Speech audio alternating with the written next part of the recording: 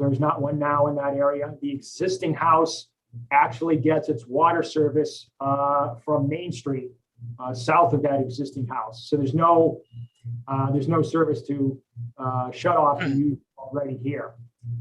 We've got I believe a Board of Health approval of this sewage disposal system plan. Again, in the course of this process, I should backtrack just a step.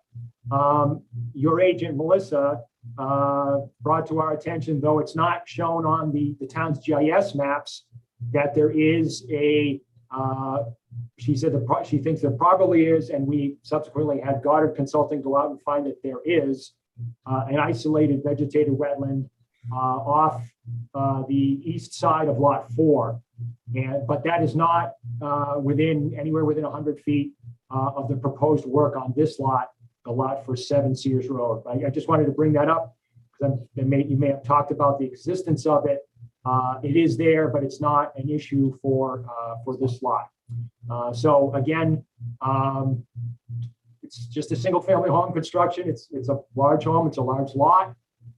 We did include a drainage report, which again shows that none of the storms have an increase of flow to either the abutter Chase to the north or Shake to the east. And I just want to also note parenthetically that we actually sent out a couple more abutter notifications of this filing than were actually on the certified abutters list, because we looked at the GIS map and this lot division is not yet reflected on the assessor's plans. It's not yet reflected on the GIS.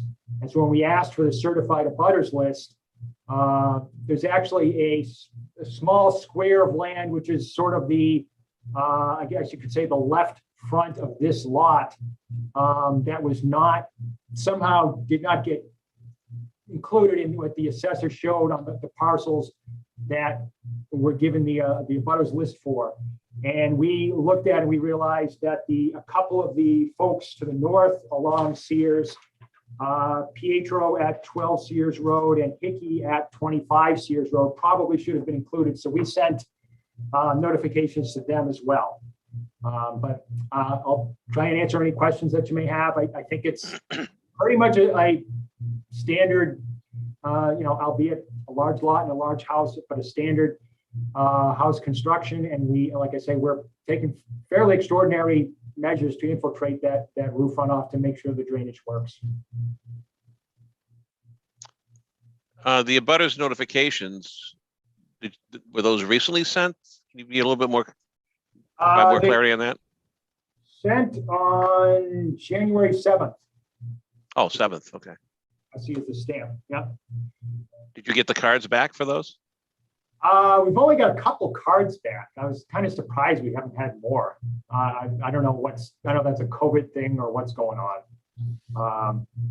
But we sent out I sent a PDF copy of the mailing receipts to Melissa as soon as we had sent them out, so she could see that we had done our part.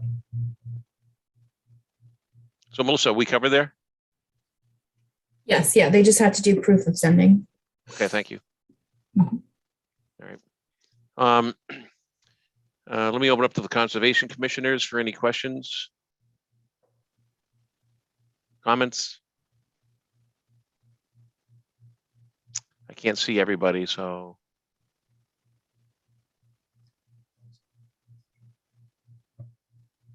I can now. Thanks. Anybody have any questions, comments for this application? I guess I'll put my construction hat on real quick. I'd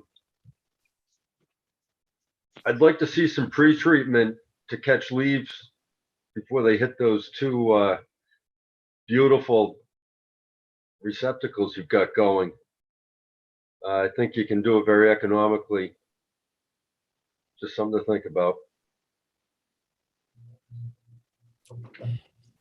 Yeah. So do you mean like on the gutters, put the leaf guards on them?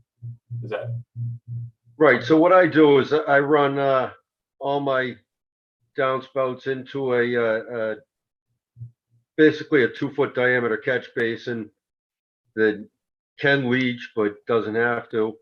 And then on my outlet pipe, I just have a short hood. So I'm trapping the leak matter from going into my dry well.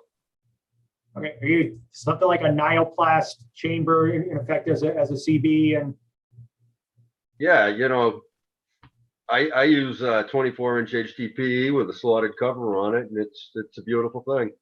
Cheap, easy, fast. Make it up to whatever size height you need. Sounds like a great combination. I'm very down on Nyloplast. 9 times out of 10, the inverts aren't right, and it's an extremely overpriced item. I wasn't getting a kickback. No worries.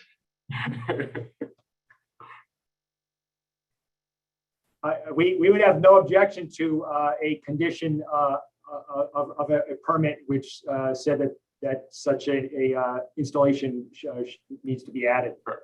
Makes sense, actually. Thanks, Russ. You're welcome. Anyone else?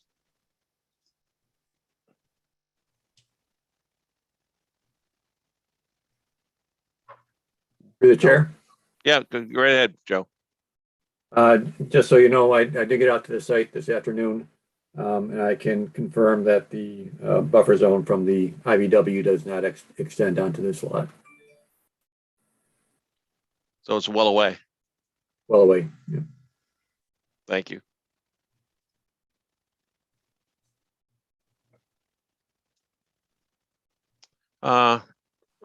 Melissa, any reason that we need to keep this open further? It doesn't seem so. There is hands up in the public. Oh, I can't see that. You can. Okay. Yeah, go ahead and let him in. All right. So Matthew Chase, you should be able to unmute yourself. Thank you very much. Can you hear me? Yes. Yes. Okay, great. Thank you for unmuting me and allowing me to speak. I'm Matt Chase at 19 Sears, the property just to the north. I have just 3 comments and maybe leading to questions and further discussion. The topics are the grading, the driveway location, and the infiltration system and septic system elevations. First of all, my lower driveway where it says Chase, deed book 60423, PG 162, just off of that area through maybe a 10-foot wooded area. It's a low point of my lawn, has a history of flooding. I would say it's elevation 278, if I had to guess, looking at some old survey plans I have of my lot. And I have concerns of the site being raised 7 feet in that lower area. The contour 280 seems to kind of run halfway through the house and around and back to my property line, and grading from a 286 to a 280 right at my property line without including any buffer or swale to infiltrate any of the stormwater that might be coming off either from the driveway or anything that's not captured, the roof capturing. I get that. I appreciate that. That's great. I have all kinds of issues with my downspouts, and I know the soils out here are horrible. But I am concerned with the impervious parking area driveway and just how that will be increased and the 2-to-1 slope leading into my yard. I find that that'll likely increase some sort of runoff, even if the stormwater report indicates otherwise. So I just ask if there's been any consideration to that, because I'd hate to see. I had some ducks swimming in my little low area there, but I'd hate it to be a more continuous thing or even more pronounced of flooding in that area. That's the grading and the driveway, I guess, all at one. The infiltration system in the back, the one that's to the left facing the house, the proposed house on the left side on the back. Just wondering what the bottom elevation is, and I'm sorry if this is in the report, I didn't get a chance to go through it. Wondering what the bottom elevation is of that infiltration system when compared to the toe slope of the 280 contour. I'm concerned if that, and also with the septic system, I'm assuming that the site's being raised up for better infiltration. I'm not aware of the soils that are out here, but knowing the soils in my yard, I know things don't drain very well. I am concerned about the septic system leaching through, hitting the bottom toe slope, or even that infiltration system and having the water run off from the toe slope and towards my property and collecting, and then either funneling down to the low spot or just collecting in that lower area. And specifically, even if the septic system creates any kind of smell or anything like that from the flow of water there. My house is more to the top right corner of the back corner of the property, and it's a few feet higher, so I'm not concerned about runoff reaching in that section, other than anything infiltrating in that area. So, with that said, I'll let that go to the proponent and see if they want to address, but I don't know if there was any shrubs, plantings, or anything to control that runoff, even if the driveway would be super elevated and sloped away from my property. And if the reinforcement turf system that's being used to stabilize the 2-to-1 slope would allow for infiltration and not just immediate runoff into what would be immediately into my property. Thank you again for the opportunity. So, Mr. Chairman, I hope I'll respond to all those points.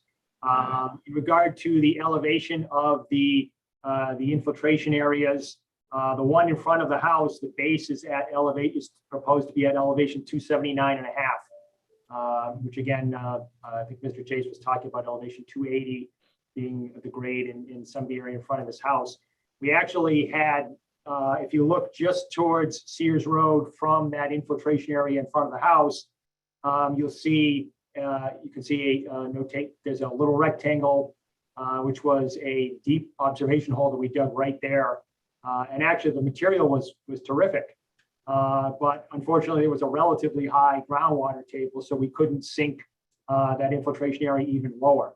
But because the material is so permeable, it's very hard to see that infiltration area will have any influence on Mr. Chase's property, I don't know what it is, 40 or 50 feet away. As to the septic system in the back, we had groundwater determined by modeling to be about 3 to 3.5 feet down, I believe is what it was. And so we have a proposed grade about 4 feet above the existing grade. The sort of standard with the septic system is wherever you determine seasonal high groundwater to be, your new ground surface is going to be about 7 feet higher than that. So if you determine seasonal high groundwater to be 4 feet down, your new ground surface is going to be about 3 feet above the existing ground. So in this case, again, we had it about 3 and change down. So we had to be at least 3 and change up. And you see the system is centered over an existing grade of 280. And we're proposing that all to be sort of a plateau around 284. So it's not, I think it was very slightly deeper groundwater in the back than in the front of the house, which is why we have this system back there. Worked more easy to make overall to make it a gravity system. As to drainage toward Mr. Chase's property, again, we did look at this in the drainage report, and specifically we studied what goes to his property and what goes to Mr. Shake's.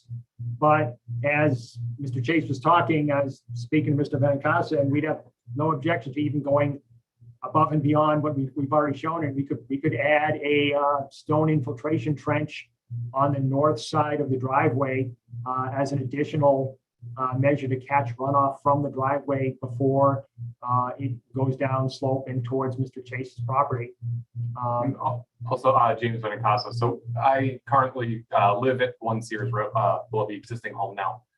This home is a home that I'm building for myself.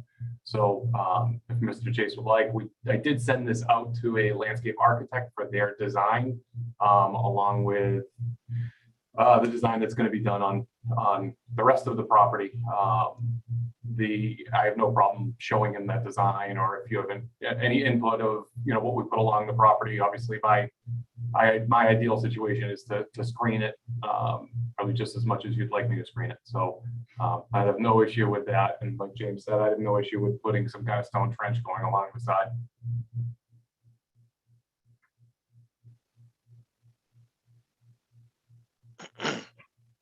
Mark, do you mind if I allow Mr. Chase to speak again? He put his hand back up. Sure, go ahead.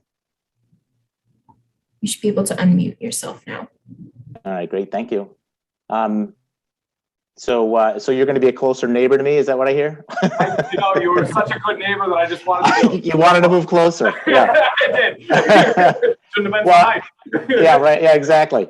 Well, I'm glad to hear about the screening and stuff. I know that's been a big concern of my wife's as well. So, you know, as a neighbor friendly, work with you offline on that. That would be great. The infiltration stone trench that you referred to, I think that would be great. I'd appreciate that. And you know, anything you can do just when they pave the driveway to just even the slightest, so that it just doesn't, you know, continue to kick it that way. If there is a way to just keep it from being pitched that way significantly. I don't know if that's an option or not, but that, and then I guess there was a discussion about the infiltration basin in the bottom elevation in the front compared to the test pit that was obtained, but is that the same elevation for the infiltration basin behind the garage or to the back side of the house? They're actually, let me just check quick. I think they're very. Because I was, the front one didn't concern me because I don't think the drainage will infiltrate from there or run off and reach my property. It's a little higher on the front corner and there's a significant greater buffer of woods in that front, Sure. you know, that lower corner there. It's the back infiltration and kind of that area and that. They're about 1.5 foot different. Okay. We actually, with the back one, have a little bit of flexibility there as to exactly where that goes. Yep. For instance, we could move it a little bit. We can move it a little bit further away from Sears Road. And once doing that, just a little bit to the south. So we have some flexibility to do that. And that's the one, I'm sorry, if you're facing the garage, that's on the left side, correct? That one? Correct. If you were in the driveway, yep. Yeah. Okay. Okay. Yeah. I mean, listen, I mean, I'm an engineer. I get it. You know, I'm looking for ways to make sure the groundwater can infiltrate the best it can, whether it's we increase plantings in between the buffer, not because I don't want to see my neighbor, but more of because of improving that infiltration and not having that sheet flow come off into my property. Anything you can do to do that and enhance this just a little bit, that would be greatly appreciated. Mr. Benincasa wants to work with you and be a good neighbor. Yes. Yeah, no, I appreciate that. That's all I have. Yeah, and Mr. Chase, just so you know that in terms of you know, the stormwater permit for this piece of property, it's up to the applicant here, who's going to be your neighbor evidently, to prevent any runoff, any increased runoff from today's you know, current conditions from being increased as a result of this development. That cannot happen. So he has a responsibility of you know, keeping all the water on his property and not increasing anything from today's condition of leaving. Is her hand still raised? Okay. Am I muted still or no? No. Oh, I thought sorry, I thought I was on mute and I didn't have to raise my hand again. And I appreciate that. No, that's great. I do know sometimes, you know, I don't do the stormwater modeling, but I don't know how, you know, global it is to the site and being, you know, kind of specific to that edge line grading right to the property line. That was the only one concern. I wasn't sure if the model looks at it from a whole or just in that stretch there, if it's something that's concentrated that doesn't kind of average out, I guess, or come out in the report. So this is the only reason why I wanted to bring it up, but thank you for that clarification on that.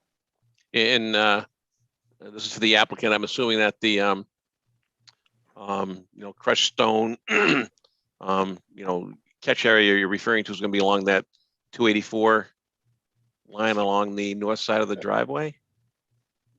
Correct. Yes. Yeah, that's who you would do it. You would have. I would suggest leaving a foot of grass fringe off the pavement, and then having a foot to 18-inch wide crushed stone trench of a foot or so deep, and that'll get you infiltration of all the small storm events. You know, obviously it won't pick up everything from, you know, the bigger events, 10, 25, 100-year storms, but you will have less consistent flow to the Chase property. And again, this is even sort of belt and suspenders, even though we're agreeing to this, even though we believe that the drainage calcs show that with the infiltration proposed, we would be sending less. But Mr. Benincasa wants to be a good neighbor, and we'd agree to do that. Okay, so we would have to put that in the narrative of the permit. Mark, could I just ask a quick question? Sure. So you may have said this, and I missed it. There's a deep hole test pit at the front of lot, in front of the infiltration unit 7-2. What was the perk test on that? Did you do a perk test there? And if so, what was the rate? We didn't actually do a perk test there. Okay.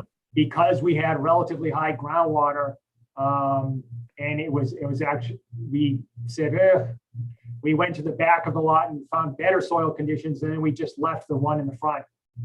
If we had, poor soil conditions in the back, we would have gone, we were returned to the front, done the system there. But after we saw better stuff in the back, we just left the single deep observation hole in the front alone. It was gravel, wasn't it? Yeah. Okay. It was really nice. It was really good gravel. Yeah, it was either sand or loamy sand, I forget which, and it was very gravelly, so very permeable stuff, but higher groundwater table in the back. Yeah. Okay, so you're saying the stuff in the front near infiltration unit 7-2 was decent material? It was excellent material. Yeah, excellent. Okay, because what I'm just getting at, I'm just curious, I guess you haven't, if you weren't able to do a perk test there, but if you had any idea of the drawdown time on the two units. What we used in figuring the drawdown was from DEP, you get the soil texture, and you're given a rate based on, I think we might have used the loamy sand rate, even though this might have been close to a sand, of the 2.41 inches per hour. And to show that you can beat the 72-hour drawdown time, and we beat it easily. We were like an order of magnitude faster than that. Okay, great. That answers the question right there. Thank you.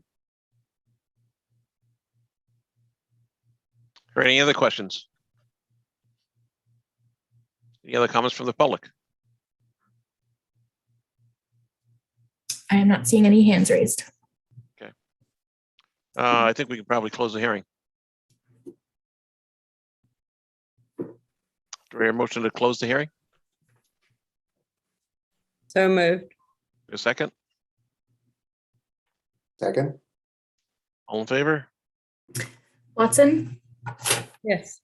Smith, Yes. Pete, Yes. Dyer, Yes. Gregory, Yes. Wittes, Yes. Passamato. Yes. Okay. All right, thank you. Thank you. Melissa, if you want to leave us, I'm on the next. Okay. Yes. Okay, next up is 715 Lot 2 Burnett Road, in accordance with the Wetlands Protection Act, Mass General Laws, Chapter 131, Section 40. The Southfield Wetlands Bylaw, the Southfield Conservation Commission will conduct a continued public hearing on Thursday, January 27th, 2022 at 7:15 via virtual Zoom meeting. The commission will consider notice of intent for a project located at Lot 2 Burnett Road, map 50, Lot 23, for the applicant Whitney Street Home Builders LLC. The project description is construction of a new family home. We got the DEP number earlier today.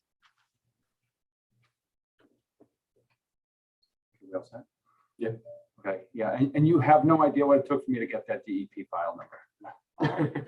I can imagine. Yeah, I owe a few people a few favors. Let's just say that. So since our last hearing, we made some revisions to the plan and to address comments from the commission. And that included adding a detail to show that we're going to place wood chips to back up the silt fence along the whole northern side. So because, as we discussed last time, we are filling quite a bit of material, and there are some slopes on the site that would give us beef up the erosion control. And in my experience on many other projects, having the silt fence backed up with mounded wood chips really adds a good backup and a good belt and suspenders approach.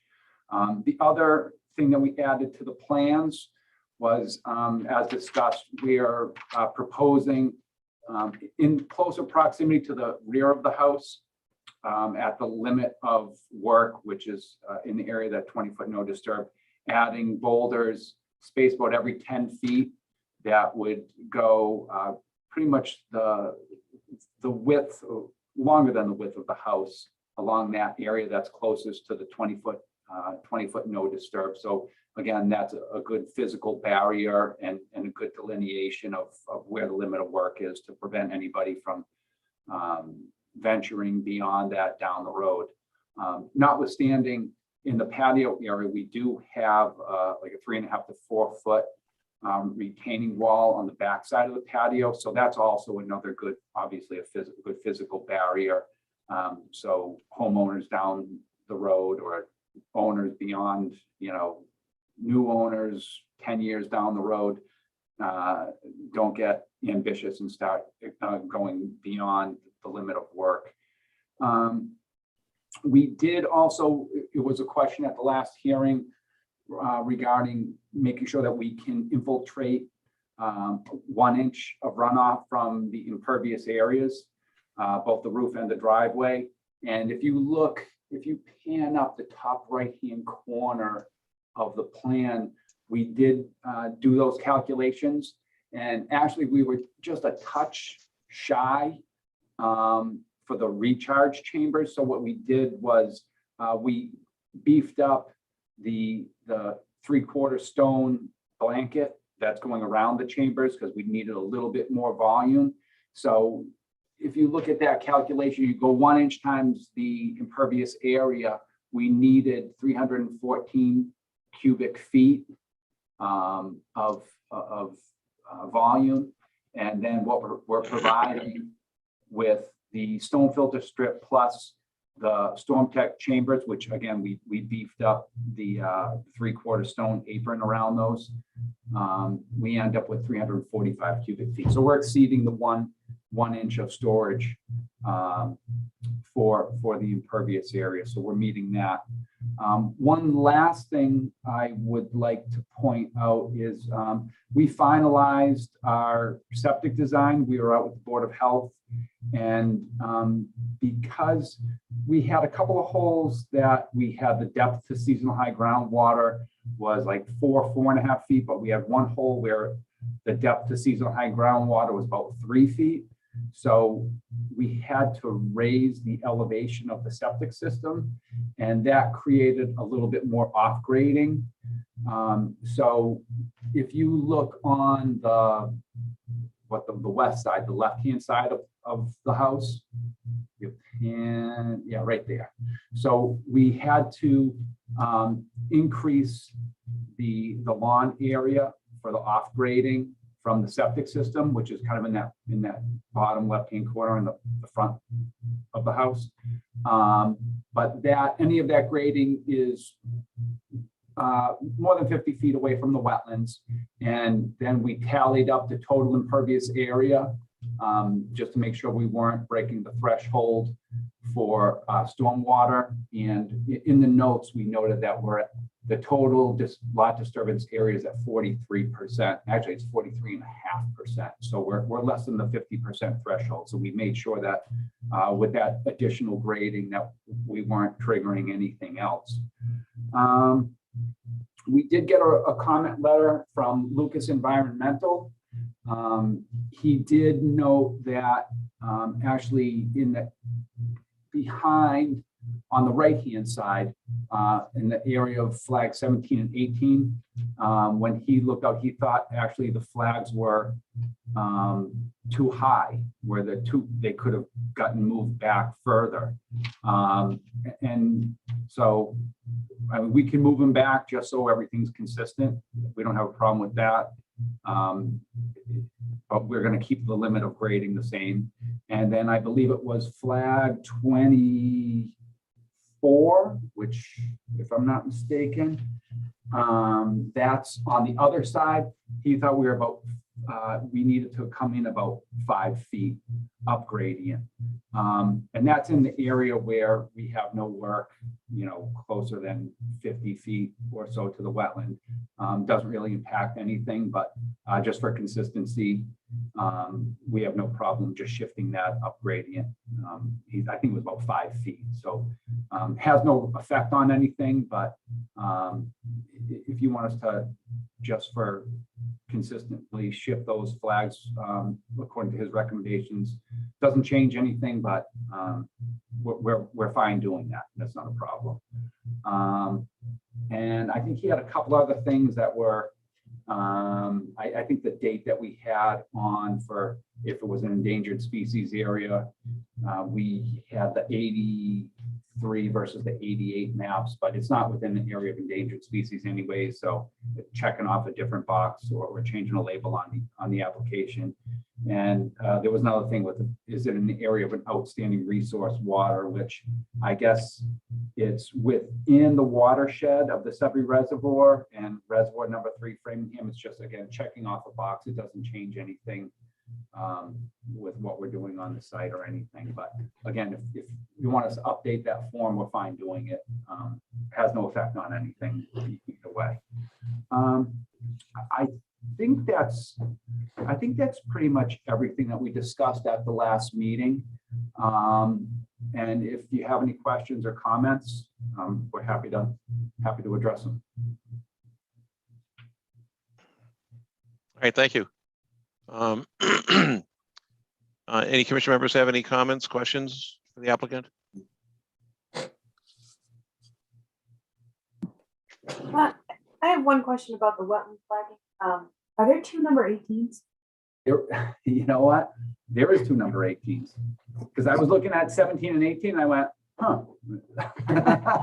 It's got a double 18. So I can change one of them to an 18A. I think when he was. Only if Melissa needs to say something about it in the field. Maybe. I don't know. Yeah. Food for thought. Yeah, sometimes they're out in the woods too long and they get confused with the last. I've done that. Last flag number they hung.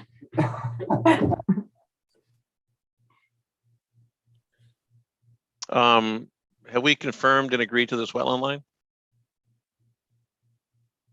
Through the chair. Yes. The flag that I had recommended move upgrading about 5 feet was actually flag 23, not flag 24. Okay. So just to clarify that. Yeah. And if we move that 5 feet up, it would kind of put in line More or less. Yeah. 24. So it doesn't really even change the buffer zone line much of anything. But again, we have no problem shifting that up just so, you know, everything is consistent with what was witnessed in the field. So for clarification, you moved 22, but Luke, you moved 23, or you're going to move 23? No, we will move 23. Okay.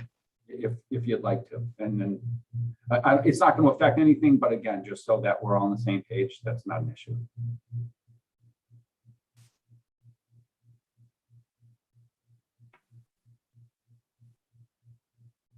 Anything else, Joe? I think pretty much covered the items that were in our memo. A couple of minor changes in the flags went over. We did note, as was discussed previously, the steepness of the site and that appropriate erosion controls would need to be installed, which I believe they are, and it would have to be monitored diligently to make sure there are no issues.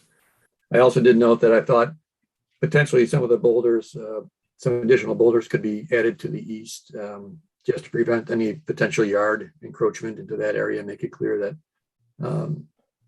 that was the limit of work. But other than that, I think everything was discussed. All right, thank you. Yeah, we have no problem adding more boulders. I'm sure we'll find a few out there. Yeah. Okay, any other commission member comments? Questions? Okay, anybody from the public? I do not see any hands. Okay. Let me see. I see that we received the DEP numbers 290-1085, and DEP did not have any comments.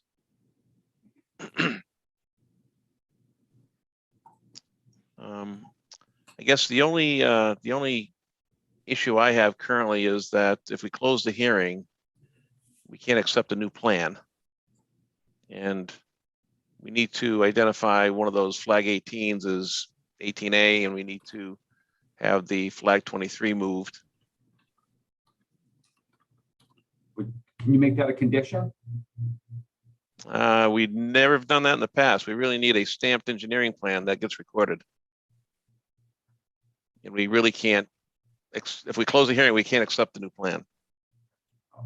I've had, I've had other instances where it was a condition that we modify, you know, a couple things and prior to you signing. But it's whatever you feel comfortable. I mean, honestly, if we were in person, Yeah. one of the things that we have done in the past is the engineer who has got responsibility of the plan who owns the stamp. They've, you know, made the real-time adjustments on the plan and signed it. I don't know how we do that in this environment. Unfortunately. I could do it here and scan it. We could do it. I mean, let's do it on. Yeah, I could scan it to you now. If you guys are on for a little while. Melissa, will that work? Yeah, if you can get me something by the end of our meeting, then we can come back and close the hearing then and issue the decision.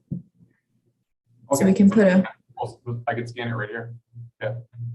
Okay. yeah, so we can just put a hold on this hearing until the end. Okay. Something going on in the chat. I will say somebody Oh. that's chatting. Yeah, I think, Jim, it might be someone for you, it says Kaden. I don't think it should be something that's in the Oh, it's my son. public hearing. Yeah, My son, my wife and Yes. kids were all watching this Yes. Zoom meeting for their new house. I'm getting Yeah. text messages too. I'm sorry about that. that's okay. My wife, Shut it down. he's 8. He wants to know if you got the house. I think he's excited. Oh, he is. He's 8 years old. He made his night. I got pictures of all 3 of my small children that are all excited. So I'll let him know to stop. I'm sorry about that. No worries. Okay. Are they getting a pool? They are. We're still negotiating that at home. I say no, they say yes. Yeah, Mark, be careful since he is listening. Don't make I him know. promise anything. It's on the record. I think I hung them out to dry there. Sorry. Make sure that ends up in the minutes. Yeah. Dad has approved a pool. Yeah. Got it. Okay, so we'll table this for now and allow them to make some plan changes and try to scan them to us so that we can accept that while the hearing is open. All right. Thank you. Thank you. To be continued. Yep. Okay, next up is 725 8 Shipper Farm Road. In accordance with the Wetlands Protection Act, Mass General Laws, Chapter 131, Section 40, and the Southborough Wetlands Bylaw, the Southborough Conservation Commission will conduct a continued public hearing on Thursday, January 27th, 2022 at 7:25 p.m. via virtual Zoom meeting. The commission will consider an abbreviated notice of resource area delineation for a project located at 8 Shipper Farm Lane, map 81, lot 22 for the applicant Bruce Hall. The project description is confirmation of resource area boundaries. Yes, so at the last meeting, we were just waiting for the DEP number, which has been issued. They just made a general comment about reviewing the wetland line and if we wanted the boundaries of the stream delineated, which I think at this point we are all set. They will be coming in front of us with a notice of intent for their project in the future. So if that is something that they want to further confirm, then there will be another opportunity for it, but it won't change the boundary lines at all or the buffer zones.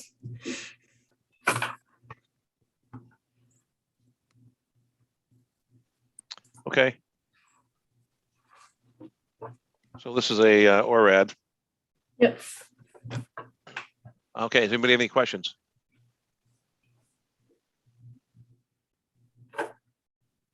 No? Okay. Well, I think we can close this. We hear a motion? So move. Second? Again, All in favor?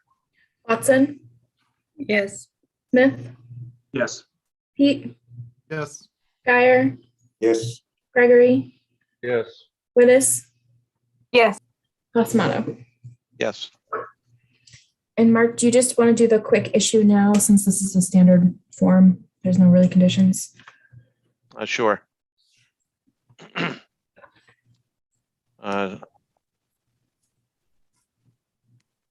Yeah, do I hear a motion to go ahead and issue the ORAD finding with stream delineation not being confirmed? So moved. With Ben. Second? Second. Watson, Yes. Smith, Yes. Pete, Yes. Guyer, Yes. Gregory, Yes. Willis. Yes. Passamato. Yes. All right. Okay, 7:35 p.m. Ken's Foods. In accordance with the provisions of the Southfield Stormwater Erosion Control Bylaw, Southfield Zoning Code Chapter 174, Section 13.5. The Wetlands Protection Act, Mass General Laws, Chapter 131, Section 40, and the Southfield Wetlands Bylaw. The Southfield Conservation Commission will hold two, excuse me, two continued public hearings on Thursday, January 27th, 2022 at 7:35 p.m. via virtual Zoom meeting on the petition of Ken's Foods, Inc. for approval of a stormwater management permit and notice of intent for the construction of a 62,500 square foot addition to the existing warehouse at 3025 Turnpike Road, map 26, lot 2 and 6. These hearings will be held concurrently.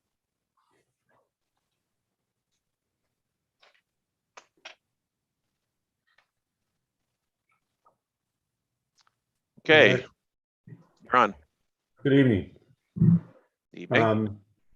We'll be just take a small amount of your time this evening. As we're continued on to the next hearing.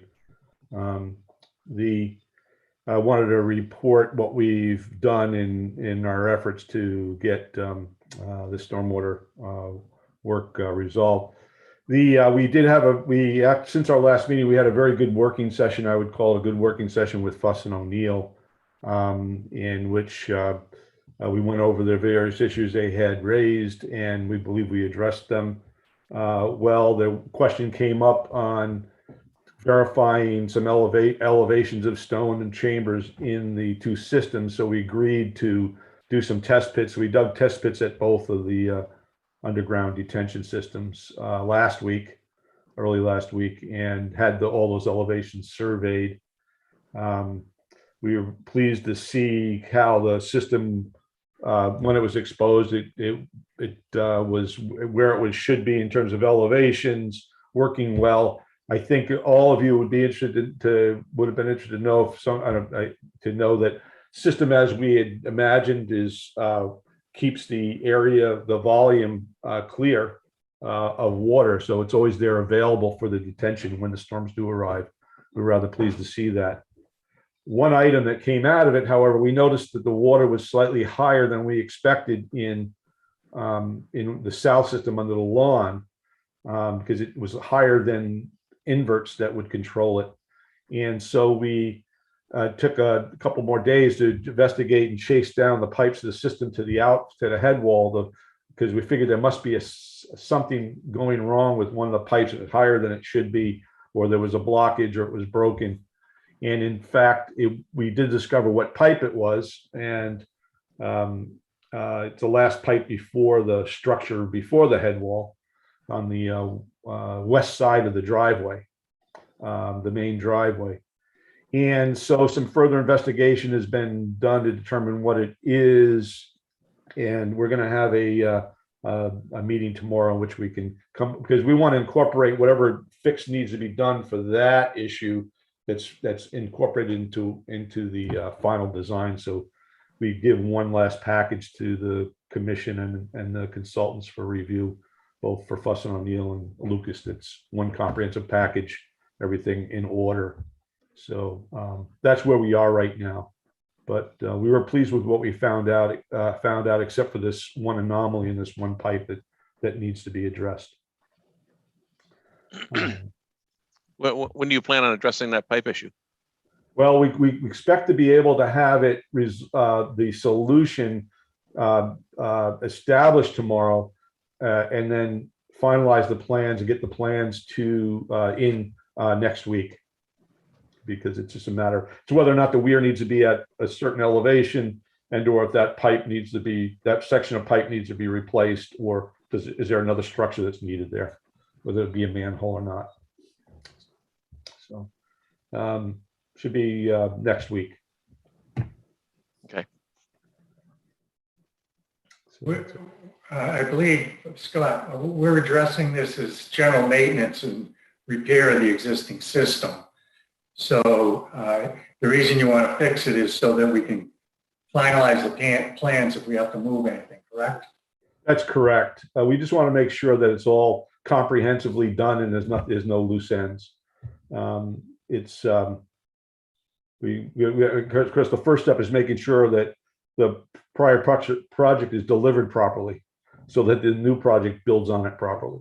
So.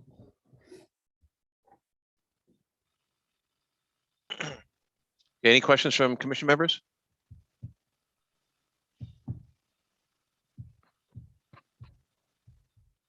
No?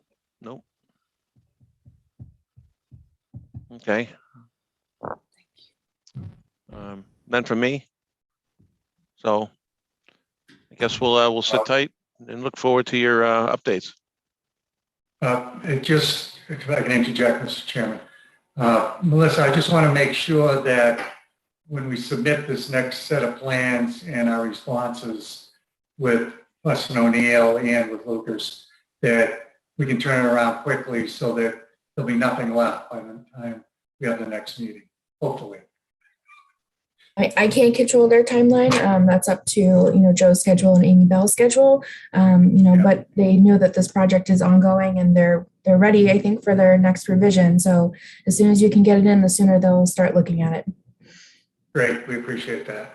Did you receive the check, Melissa? Did that come in today? Yes, that was dropped off today to both me and Karina, so that's all set. I gave that back to Amy this morning, so she's ready to go. Mm-hmm.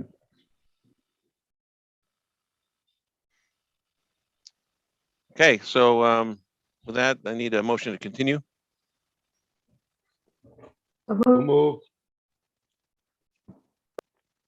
Okay, we got so moved in a second. All right. All in favor? Yes. Seth? Yes. Pete? Yes. Kyer? Yes. Gregory? Yes. Vitus? Yes. Osmato? Yes. Okay. Okay, thank you all. Thank you. Okay, next up, we have new and or continued business. First up is discussion with fire chief, the testing and practice of using the foam at a public safety facility. Unless you want to let him in. Yep, chief is here. Let's give him a second to load back in.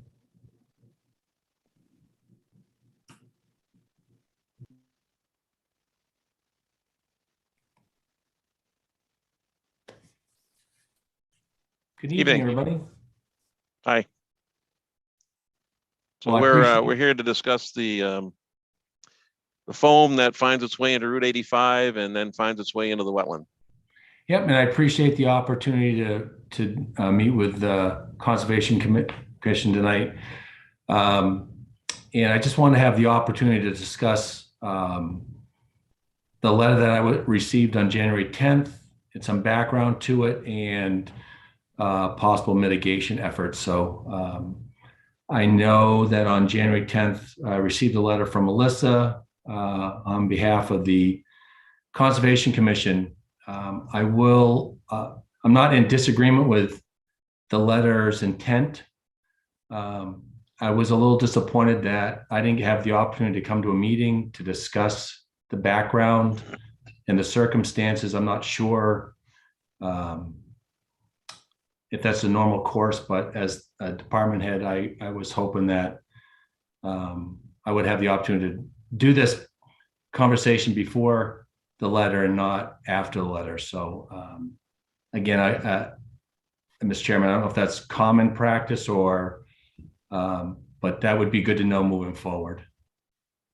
It typically is. We if we see that there's something that may need to be addressed, we have typically issued a letter to get it on their radar screen, so to speak, and then that typically triggers a discussion such as that we're having this evening. Okay. All right, understood. And for background, I know on December 30th, we were testing the foam system on the fire truck. Following a fire we had on Framingham Road, I think that some of you may be aware of, we were having some issues with our extinguishing agent, which is the foam. And we don't really have a lot of places to run that system to troubleshoot it. I will concede, and I think, unfortunately, there was a lot of foam product that was, produced that day. And unfortunately, I think that it went where we didn't want it to go. I did provide, I know there was some questions on, I did provide the materials safety data sheet.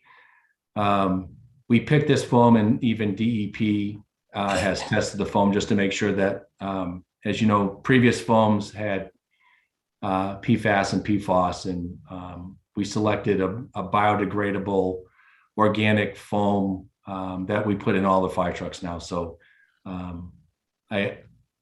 during the circumstance normal, if we have foam on the ground, we're less concerned of the environmental impact. But on the safety data sheet, they do have, and I think you mentioned it or cited it in the letter, of the accidental release. I wanted to clarify if I could. And again, if we were in a live meeting, I would show you the foam concentrate. And would be a concern if it was released. It's basically, I can't call it Dawn dish detergent because that wouldn't be the right, but it's a very thick substance. And when we proportion it with water, we get it to about 0.4% foam, and the rest is water. So I think I wouldn't consider this an accidental release on what we did. But talking to DEP following this letter, they also stated that although it's a better foam and it's a better environmentally friendly foam, at high quantities in non-emergency situations, you would try to avoid getting into water. And we agree. We're on a site that's a challenging site for a fire station. I'm way before my time here. There were some challenges on that site. So I just wanted to explain a little bit what happened, our interpretation, but also that we agree that we should not be putting a quantity of even the proportion foam or percentage of the foam in any of the waterways, any of the wetlands near the fire station. But what we would be looking for your consideration is on the occasion we have to affirm that our system is working, to have the ability to boom an area up higher up on the site, so that if we had to do a smaller test, that we would have that ability if we took all the precautions. The letter that we received on January 10th says that we can't do it at any time, and I would like the consideration that if we were to take the proper precautions, that if we had to do it, it's very infrequent. It's probably less than once a year, but we would like that consideration. So I'm open to any questions or comments about this. Okay, well, I appreciate you coming in and discussing this with us. And the other comment I have is that it was late summer, early fall that there was another, large amount of foam that was down the driveway in Route 85. I remember driving through it. And you just mentioned like once a year. So I'm, is that really realistic once a year? Or I think it's been probably twice at least that I know of, within maybe a 5 or 6 month period. That in the fall is when we got a new fire truck. So again, we don't do practical evolutions or training where we would use high quantities of foam on site because we realize the parameters. It typically is flushing. I will, because we have a lot of drainage and issues up on the site, I think we're still adapting to where things go. And I know that internally we're putting in procedures to minimize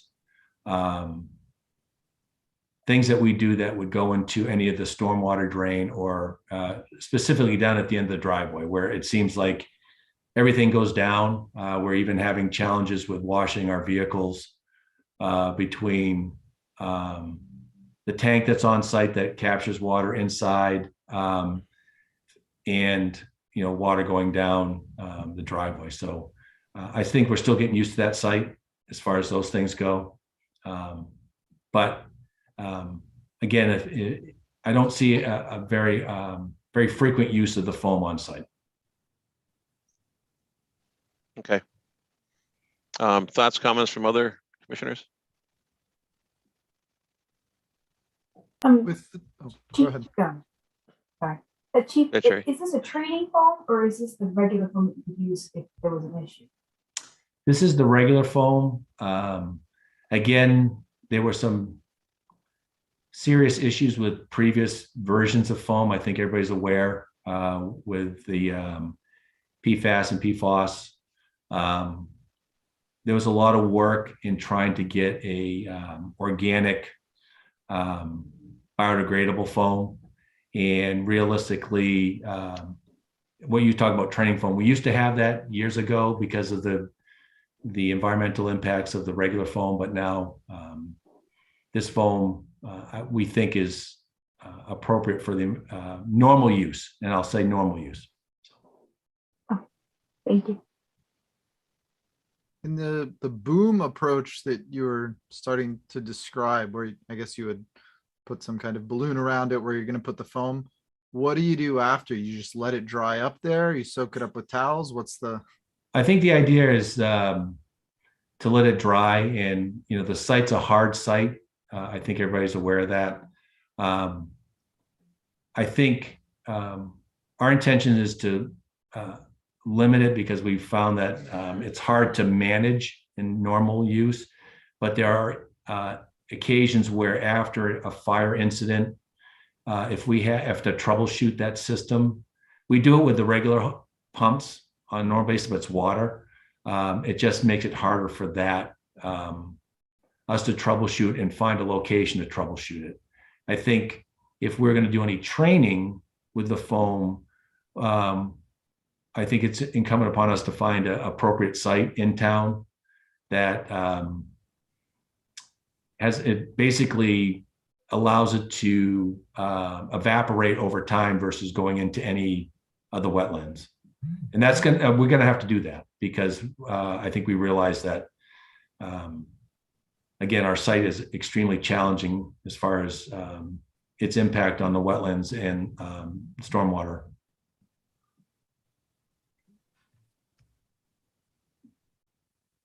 Can you describe where you were considering booming off an area, sort of specifically on the site? Did you have any area in mind? I'm trying to picture behind the public safety facility, and it strikes me it's a somewhat of a flatter area there that may be a little easier to corral. Yeah, we on the side of the building towards the golf course, towards the back, it's a lot flatter. And I think that we can manage that. We can boom off or secure the stormwater drain in the back. Again, I think it's imperative that because we had a significant problem with the pump, we were trying to troubleshoot. I think there was more foam used than we would normally do. But again, I'm not looking to have it so we can just use it whenever we want. I think the letter says you can't use it at all on the site. And I think that could be challenging if we had to troubleshoot after an incident where we had problems using the foam.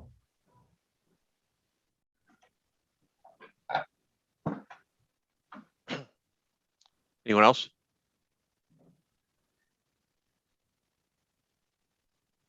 Hey, Mark, I think what the chief is saying sounds reasonable to me. I don't disagree. Especially if he's able to, contain it. And, it's used, for, like troubleshooting situations, something like that. I mean, it's important to have fire trucks at work. I don't want to be living in this town and have fire trucks that don't work, believe me. Neither do I, and I appreciate that. So thank you. If that's, I appreciate the accommodations. Again, we're pretty sensitive to our environment, our natural environment around us, the wetlands around us, and I think we can do better. So I appreciate the consideration. Yeah, we just need to make sure that, we're not setting bad precedents here, because it's a fairly heavily, driven road, and, a lot of people see this foam in there and it's getting washed in the wetlands, and then, the phone rings off the hook. Yep, I agree. Yeah. Hey, Mark, just one other thing, just to add to the pot here, is it that there's also a conservation restriction on that land? I mean, it probably doesn't allow this, but it just adds to the pot, that's all. Yeah. Well, the fire station's outside of the conservation restriction. Yeah, but I don't think the wetland is so. Right, the wetland. Well, I mean, down there is probably within the conservation restriction, I would think. well, yeah, but that's protected regardless of a restriction. Yeah. Right. Yeah. And so just I want, think do we have to issue another? We probably should send another letter to clarify this, right? yeah, we should send a modified letter. Yeah. So that the chief has that for his reference. Yeah. So. And I think what I'm hearing from a few of the commission members is that what the chief is proposing is acceptable, and we'll outline in that letter, the proposal of providing some booming to contain the foam, and that if they're going to use the foam for training, it'll be done in a different site location, and this is really more to ensure that we've got good, safe, functioning fire apparatus for our safety needs. And I'm willing, if need to be, I can meet with Melissa to craft the right language that would be acceptable to this commission, if that works. Yeah, I think that would be acceptable. Is there any concern that as the foam kind of fills up inside the boom, that the wind is going to blow it away? I've never messed with this particular foam. It's it gets fluffier the more air is in it. That's pretty much, the more air and water we can put into that, as you understand, it makes it fluffier. I think for the purposes that we're looking at, we'll try to manage that. I think that's why it was pretty substantial this last time. The environmental conditions, the temperature, the humidity, and just we were putting that truck to its paces to make sure it worked. I think, again, it was way more persistent and more of a quantity than I think we expected, or I expected. So that could happen, but I think if we pick the right spot and keep it limited quantity, we could do a pretty solid job of containing it. Great. Okay. Does anybody have any objections to issuing a modified letter to the chief based on the discussion that we've had here? No. Okay. Do you want to do a vote just because you did a vote last time? Oh, good point. The letter just to kind of close this loop. So do I hear a motion to issue a modified letter that allows the chief to troubleshoot foam systems on fire trucks at the fire safety facility location by using, mitigation measures such as booming, et cetera? Second? Second. All in favor? Watson, Yes. Smith, Yes. Pete, Yes. Guyer, Yes, Gregory, Yes. Wittes. Yeah. Cosmato. Yes. All right, Chief, I'll touch base with you early next week, and we can get this all settled away. Well, I appreciate that. Everybody safe the next couple of days. Enjoy the snow if you can. Make sure you gas up your shovels, and we appreciate your support and thank you for your consideration tonight. Thank you. Bye now. Thanks, Chief. Right. Okay, next up is the request for certificate of compliance, 11 Pricker Street, DEP map 290-1040. I need to step away for a second for a bio break. I'll be right back. We are going to be continuing this anyways. I was hoping for an updated plan that showed the underground infiltration units, and I did not receive that before the meeting. So that's kind of where we are with that, unfortunately. But everything else on the site looks fine. I know that they are there because there are the 2 ports that I did see. So it's just a matter of having them located on the plan.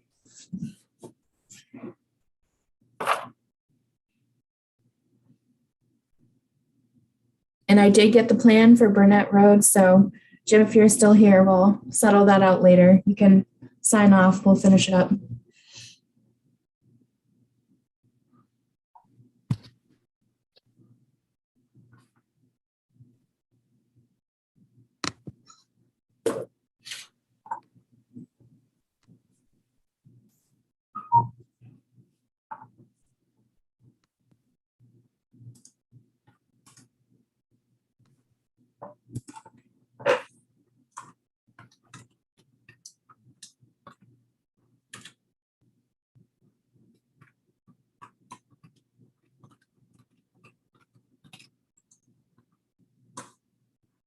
Actually, I have a question, Melissa, not necessarily directly linked to this, but I meant to ask you this morning and I forgot.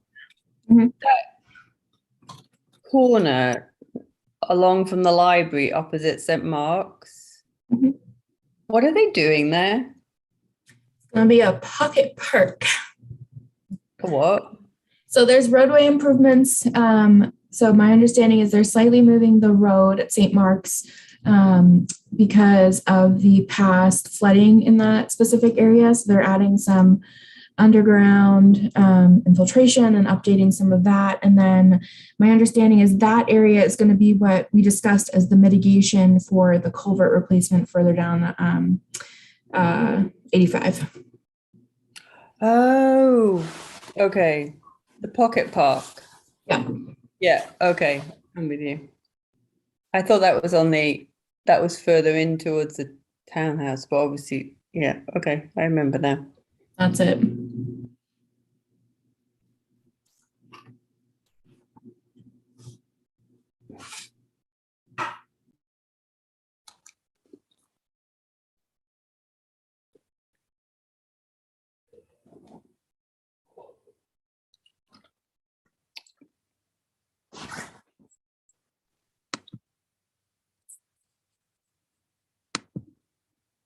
Back. We're continuing it, Mark. I needed an updated plan. Oh, 11 Printer Street? Yep. Okay. All right, next up is request for certificate of compliance, Stonebrook Court. It is also being continued. We got Fuss and O'Neill's review back today. So what I've suggested to Danny and the folks for Stonebrook is to do an exhibit showing where the open space encroachment is and actually identify how far it has gone in. Because as Joe brought up, one of the planning board requirements was, that the commission is satisfied with the restoration and the open space. And I wanted to make sure that Danny from Capital Group also touched with Karina to ensure that this isn't an open space issue and part of their planning decision. So I wanted to make sure there was some at least preliminary discussion on that before we closed out our permit saying we were okay with it. Wanted to get town planner into it. And then they had a couple other just snouts on their catch basin to do and some general cleaning, I think, left of the riprap. So hopefully by the February meeting, we will have wrapped up our discussions and they have some more guidance from planning about the open space encroachment. It was very minor, I think, in the grand scheme. It was, so I think just stairs and split rail fence for the majority of it was the encroachment. Okay. I see a hand raised. Yeah, I think that is Jim Benacasa. Do you want me to allow him to speak? I did receive the plan from them. That's for Stonebrook? That's for back to lot 2, Burnett. Oh. We already continued it though. No, we kept it open. We were waiting for that final plan. Oh, okay. Did you want to go back now since he's still here? I think he lowered his hand. It is. He's still in here though. Okay, okay. All right. There he is. So we'll move back to Burnett really quickly then. So this is the updated plan, just so everyone can see. There's a stamp. The wetland flags have been moved. Is there anything else we were waiting for to be changed? 18A. 18A. 23. Yep, this is evened out.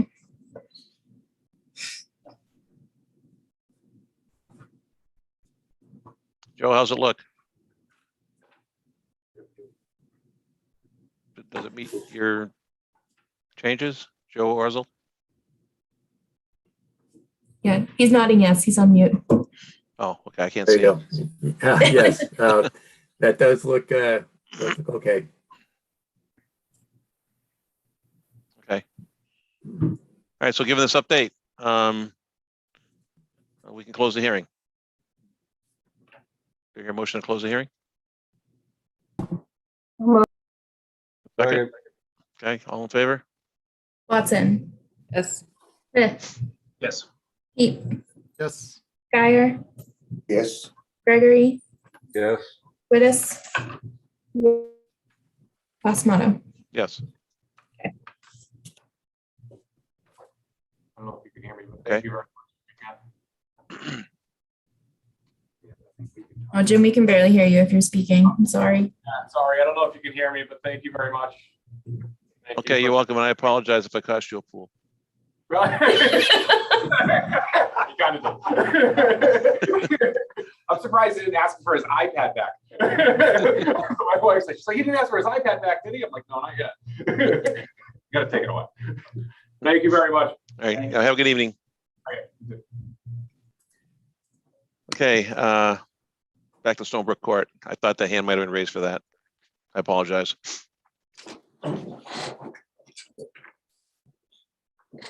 So we're just continuing until February until they hit their checklist items and talk with planning. Okay. Then down to 84 Main Street. So I was a little confused by your notes. Is the sit-down discussion before next meeting or at next meeting? Before, so me and Peter Bemis are going to sit down because I kind of gave him and John Daly a nice reminder that this has been going on since August when they initially submitted their extension request. So, you know, the materials that the commission has requested is duly timed. So as a refresher for Peter, me and him are going to sit down before the next meeting and really go through all the concerns that the commission has discussed to make sure that all those boxes are checked off by the next meeting. So we have something to actually present to you and hopefully act on. All right.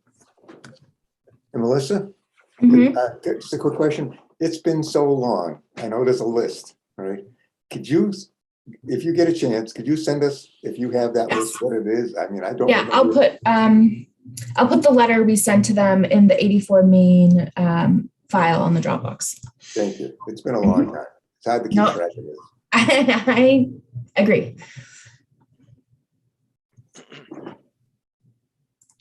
Okay.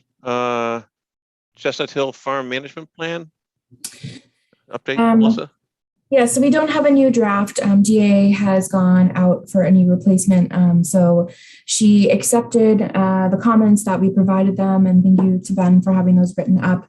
The only one that they kind of threw a little disagreement with was Judith's comment about the growth section, in terms of it's not kind of required within the CR, and they don't necessarily want to pigeonhole themselves into either doing something that they realize isn't realistic, or maybe forcing themselves to make something, for the next 5 years. Because of as right now, they don't really have any real development goals. The barn was kind of a one-off in terms of it was a historic item in town that they had the opportunity to do. So that was kind of the one thing that they didn't necessarily feel was accurate to put in. So that's kind of where that stands. I don't know if you guys had any particular thoughts about that. But also coming out of the last meeting, we asked SVT to look at the educational activities and basically the alcohol usage on the property in relation to that. And SVT did say that the alcohol is not explicitly prohibited, and the activities that are going along with the consumption for the one-day beer and license do not impact or impair the conservation values of the conservation restriction. Therefore, in their opinion, there's nothing stopping them, or in their view, that we should prohibit the alcohol and the activities on the property.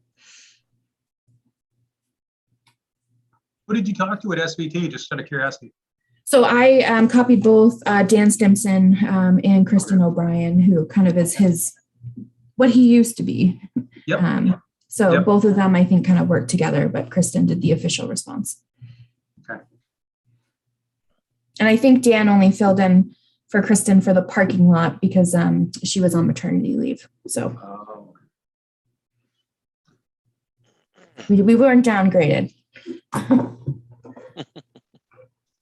I mean, I raised it, so I'll just make a quick comment.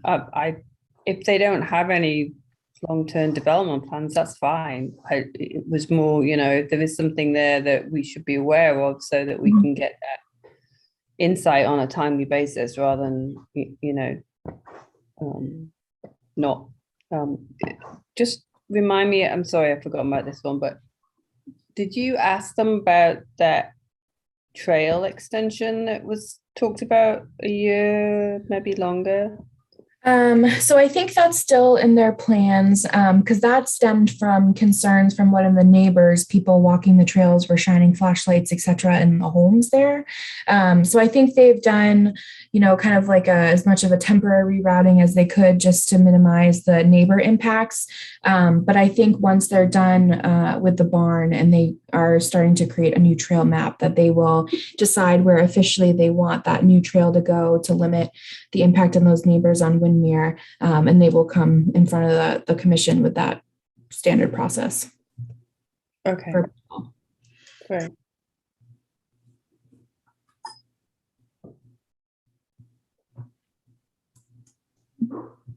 Any other discussion? No. Okay. Moving down our agenda, we have the S&P bylaw regulation updates and discussion. So at the last meeting, I had just shown the list of all the permits and their thresholds, lot sizes, etc. So at the last meeting, we kind of discussed to take a little time individually to look over those spreadsheets. And I think what we need to determine where we finally are is, what do we want as our threshold? I think we've decided that we want it a specific number. We're getting rid of percentages.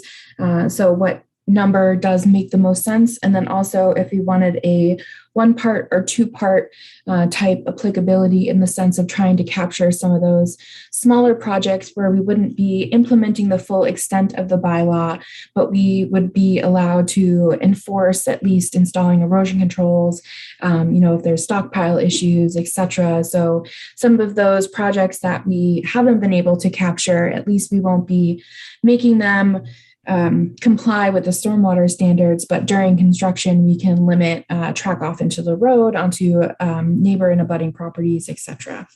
Which I think would be useful, and it doesn't have to be for each and every property. It's just the ability that when we do see a site that seems to be an issue, we can, enforce a little bit more, some construction entrances and things like that.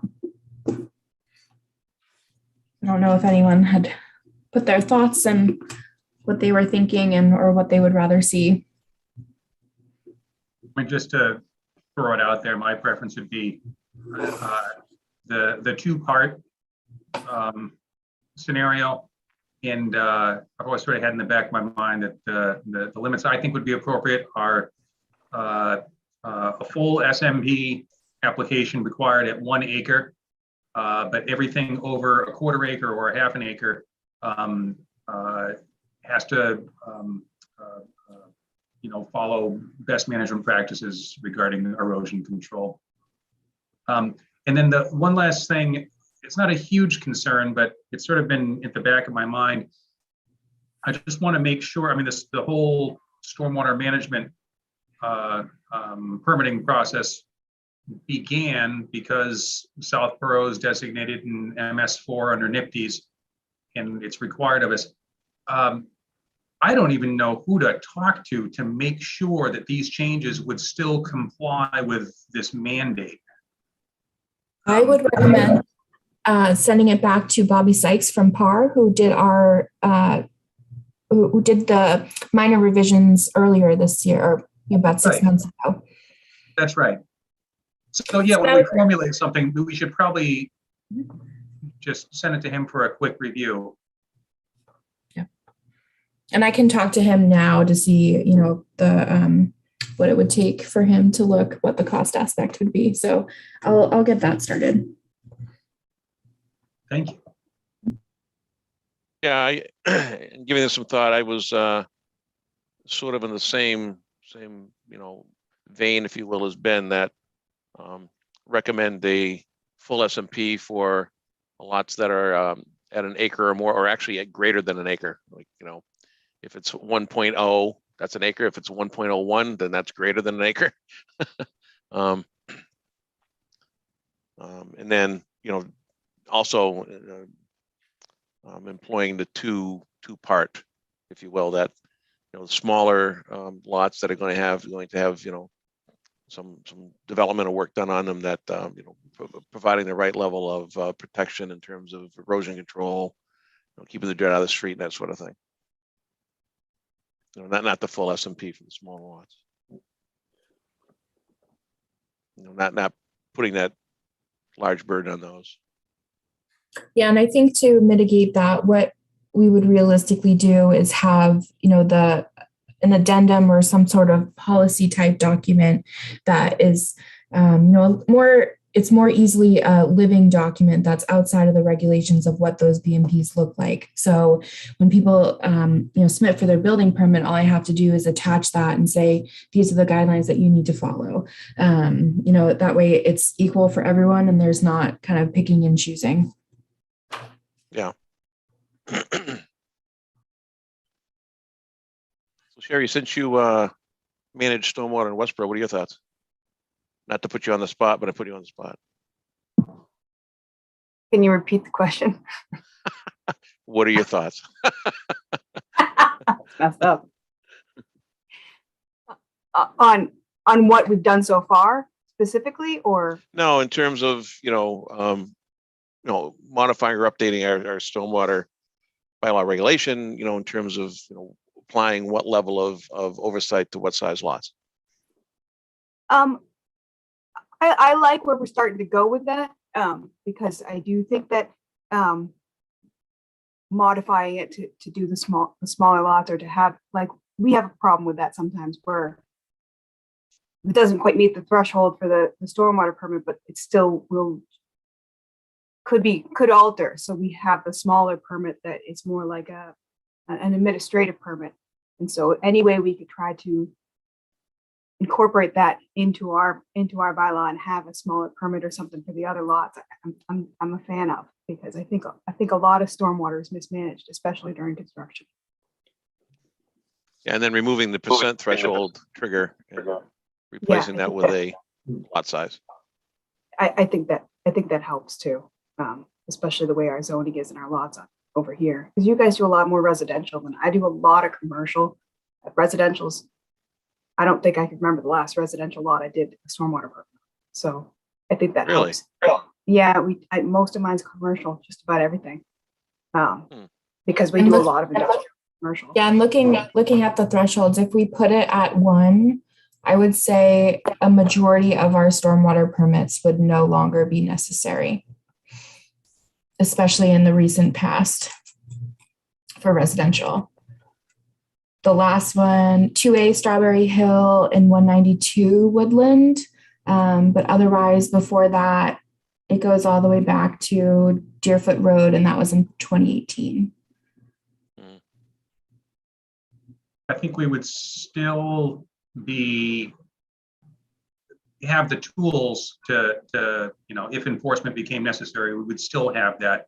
And I think the document you're talking about putting together would give really clear guidance to people. Yeah. Yeah.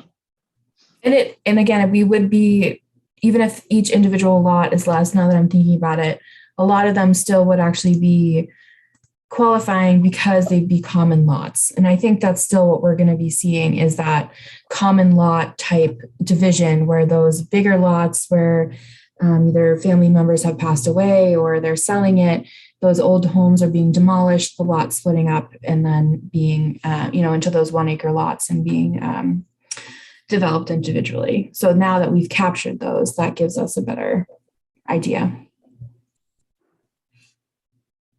Yeah.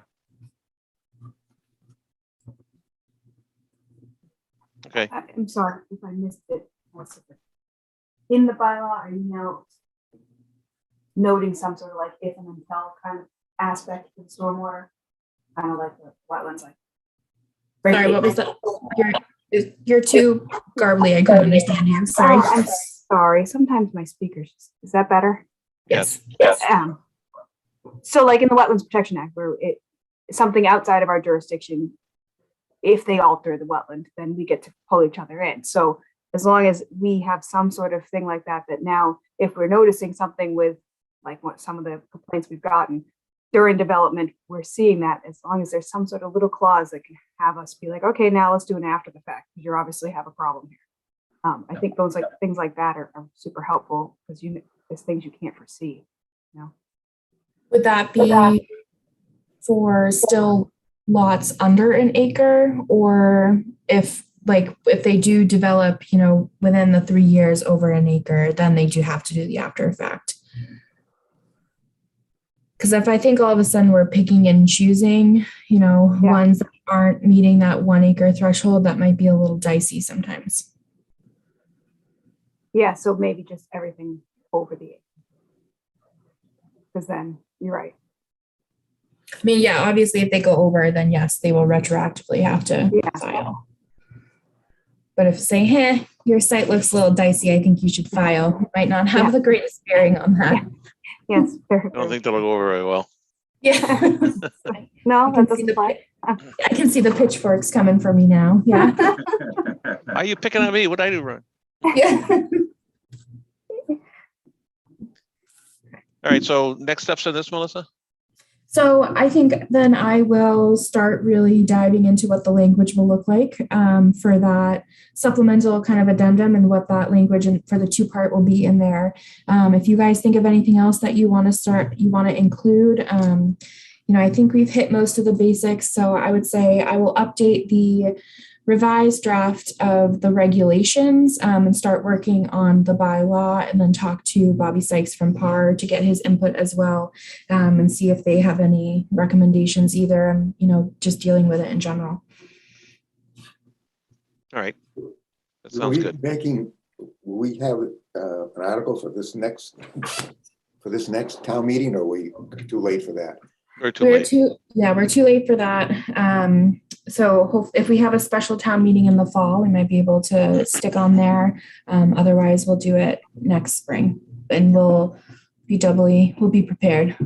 Yeah, it's just as well. Yeah. Having gone through the bylaw passing process in Southborough a couple of times before, this board needs to socialize this with our other boards and get their buy-in. Otherwise, we'll get nowhere in town floor. Yeah. When you did this the last time, was there kickback? A lot of The questions. Like that. with the stormwater bylaw, the biggest issue around that was it was a zoning bylaw, and who would get the appeal, and would they know what to do with the appeal, which was the zoning board. And then planning board wanted conservation to own this. They did not want to own it. So those were really the two controversial pieces of that. You know, planning wanted conservation to own it. People wanting to know why. And then it being a zoning bylaw and how the appeal process would work. Do you think that, because now all that's been settled, obviously, if we put it on the special town meeting, it'd be harder than if it was in with the regular town meeting where it gets mixed in with all the, because there's more at the annual town meeting, so it could kind of be like, okay, let's hurry this up. Let's, whereas the special town meeting, it's like, oh, we're going to pay close attention to those 5 files on the special town meeting, I mean, honestly, to me, I don't think I would push for this to go to special town meeting if there were to have one in the fall, because we're not going to get much traction over the summertime with socializing this and getting support from other boards. And I still think that we have a bridge to cross here where this is a zoning bylaw. It would be good if we found some way where, the appeal wasn't going to another town board where they really don't know what to do with it. Now, the stormwater bylaw you have in Westboro, is that a zoning bylaw? I think I asked you this before. I can't remember the answer. Yes, I'm not sure if I gave you an answer. I'm not sure. I think hers is just a general bylaw. So I don't think it's a zoning code. Yeah. So that's definitely something I can talk to town council next time he has office hours about getting this out of the zoning code and what that would take. Because I know a couple times in the past when I think it's only been twice when this has been appealed to the zoning board, and the result of that was to have the Conservation Commission go back and work with the applicant that made the appeal to try to come to some sort of compromise so that the appeal could just go away. I can't recall the zoning board making a ruling on that appeal. And also with having this being, a zoning bylaw in their zoning code, as you know, with the central park up there, they waived it, right? Which I don't think they could have done that otherwise. Well, actually, for the 40B, they probably could have, but yeah. So I mean that's another change that I'd like to see, that it no longer become a zoning bylaw. I think that will be the big hurdle. I think the what we've already been talking about, I think, is a pretty easy sell, because we're making things easier and less expensive for people who are doing work on their land. The zoning, removing this from the zoning code, it's a difficult one. The only argument I can come up with is, this would be like people being able to appeal their ZBA decisions to the Conservation Commission. It makes the exact same amount of sense. Yeah, and I can't remember how it got to be this way, honestly. But I wonder if a great debate for that, because I just hold mine out. Ours is not zoning. Sorry, I didn't know that off the top of my head. But look at the other towns. Is everybody else not zoning? And then we could just use that as it's a mix. Policy. It's a real mix. It's sorry. I tried. I really tried. Yeah, I like the power by numbers. I know. What I was told, as far as the genesis of it, is if it were not part of the zoning code, then an appeal would have to go to Superior Court, which is an expensive proposition. but that's the exact same route to appeal a decision under our local wetlands protection bylaw. It's no different than, Right. it would be no different than that if we made it a general bylaw. Well, and that might be the great way to argue that. Be like, well, we already have that in place for our own town, our own bylaw with the Wetlands Protection Act. We're obviously competent enough to handle that. Yeah. And we do all the stormwater, so we're the most apt to handle this. Yeah. Thank you for all your work, Melissa. All right, moving on. Let's see, Conservation Scientist Agent Report. Essentially, it's pretty, I don't want to say slow because it's going to pick up, but we're going to have 2 COC requests hopefully for the next meeting, the garage bays on Northborough Road and also Kane's Crossing on Southville Road. So those are already uploaded into the Dropbox. If you want to take a look at those, and we will get those reviews rolling. So hopefully we are ready for the next meeting. Before it snows? Doubt before it snows, but we'll try. Okay, and see, update on task 1 and 2 for the Breakneck Hill dump. Yes, so right before this meeting, I actually got our final approval from DEP for the site assessment plan. So that's good news. So our site assessment plan that's on the Dropbox that was created by TRC has been finalized. Some major changes that DEP wanted was more focused on the asbestos and making sure that we had a state inspector come out, and if we needed to do any sampling, making sure that we have put into costs for that. So on Monday, I believe, Mark Purple had the preliminary discussion with Capital Planning Committee about the funding for this first phase of the site assessment. Right now, the cost has come back at roughly $60,000 actually. And that includes the notice of intent, all of the sampling, which we could do none or we can do all. It depends what they find. So that's kind of a big unknown for us. That includes some of the limited tree clearing and the test pitting. So this will basically set up the structure of what the actual cleanup plan will be. So the next 30 days, myself, Taylor from TRC, Mark Purple are going to be putting together a schedule as required from DEP kind of for the timeline of the site assessment. So most likely FY23 will just be finding the site assessment, which is the test pits. And then for FY24, we'll have the funding for the entire site cleanup. We still will be entering an ACO. I think the draft should be coming soon, and that goes to the Board of Selectmen. They wanted to have that for their February meeting. And also I discussed with town council about the private property in the abutter at 60 Breakneck, Ms. Fallon. So they've put together an access agreement that I got yesterday that I'm looking over. I kind of just had some minor comments and making sure that the activities were correct and just kind of making sure that there's the understanding that this is being required by DEP. We want to make sure that she will know and we will know. So once I kind of finalize that with council, I will kind of start reaching out to Ms. Fallon and hopefully that, it's kind of a weird way to say, hey, we're ready to do this. So, there's no good way to start that conversation, but hopefully that goes smoothly. So that's really where we are, where we have a placeholder for our capital item. I think at their next meeting, they're going to review the materials that I sent over, which was the memo and the site assessment plan, just outlining kind of why this was required.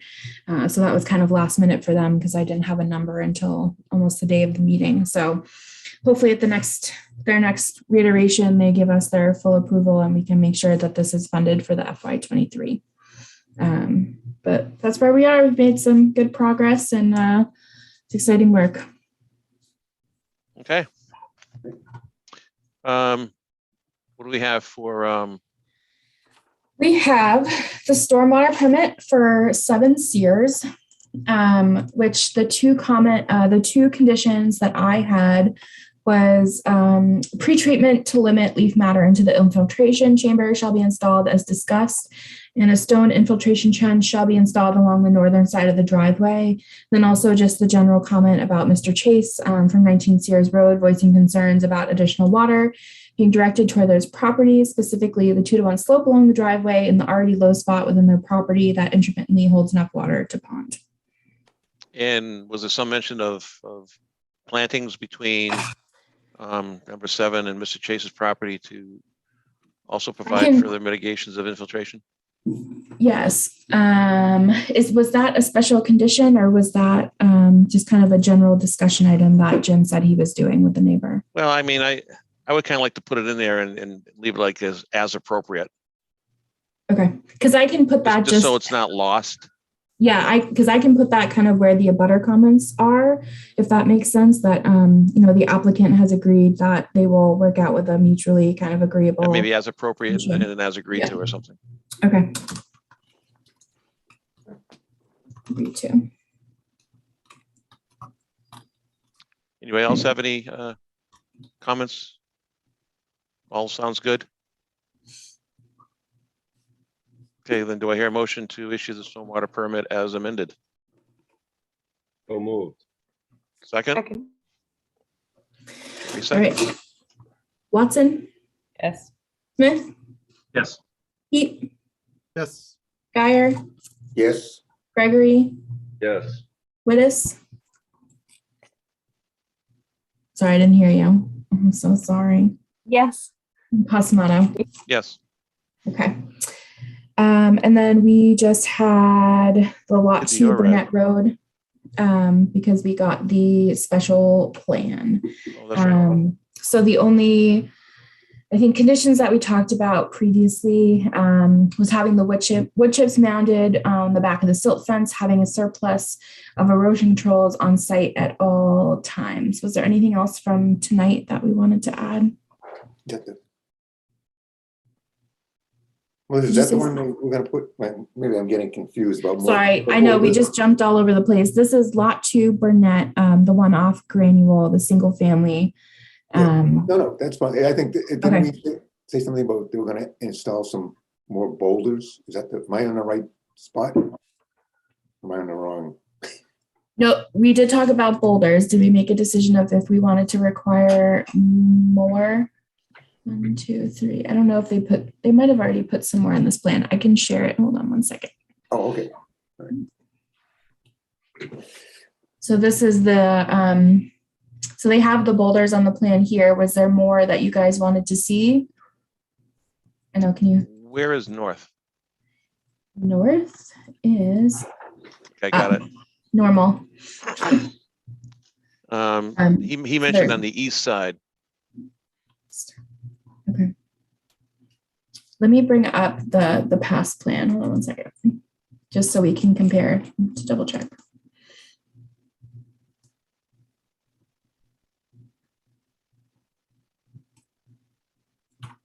All right, so it looks like the same number that he has on here. So additional boulders to the east. Yeah, he mentioned that he could put some additional boulders on the east. Okay.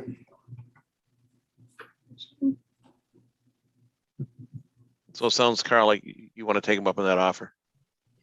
Yeah, they sound willing to do it, and it seems reasonable because it's just kind of a natural,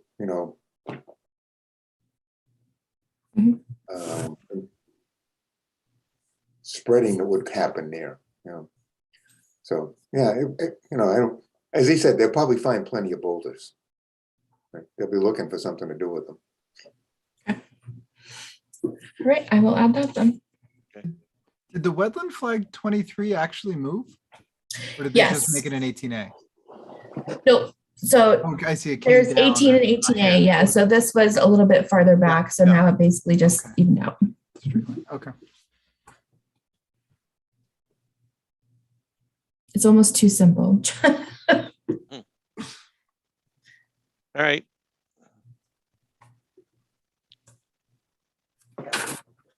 So do I hear a motion to issue the order of conditions as just amended by Carl?